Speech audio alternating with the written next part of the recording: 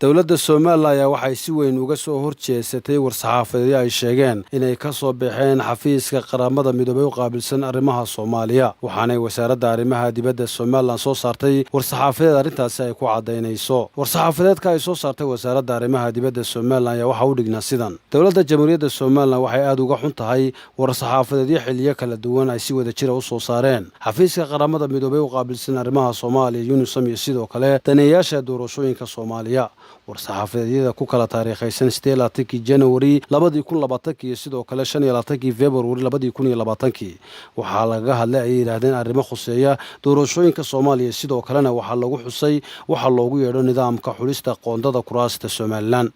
haddaba waxay yiraahdeen Soomaaliland waxa ay hormood u tahay dimuqraadiyadda geeska Afrika ka hana qaaday waxaana marar badan Soomaaliland ka qabsoomay doorashooyin ay goobjoogayaal caalamka daafiisa ka kala yimid ka markhaati kaceen inay ahayd doorasho u dhacday si xor iyo xalaal ah waxaana war-saxaafadeedkan lagu sheegay oo ay tiri dowladda Soomaaliland waxaan daneeyaasha doorashooyinka Soomaaliya uga digaynaa inay ku xadgudbaan madax bannaanida iyo qarannimada Soomaaliland war-saxaafadeedyada noocan ahna waxa ay Soomaaliland u aragtay ay yiraahdeen tallaabooyin lagu wiiqayo xasiloonida iyo dimuqraadiyadda Soomaaliland ugu dambeyntiina waxay yiraahdeen dowladda Soomaaliland waxay cod dheer ugu sheegaysaa bulshada caalamka inaanay qayb ka ahayn doorashooyinka Soomaaliya sidoo kale Soomaaliland waxa ay aaminsan tahay inay isku day kasta oo arrintan la xiriidha ay gobolka ku keeni karto cawaaqib xumo siyaasadeed iyo mid amni Cabdiqaadir Code Hoon Cable TV Hargeysa shirkadda dahabshiil iyo dahab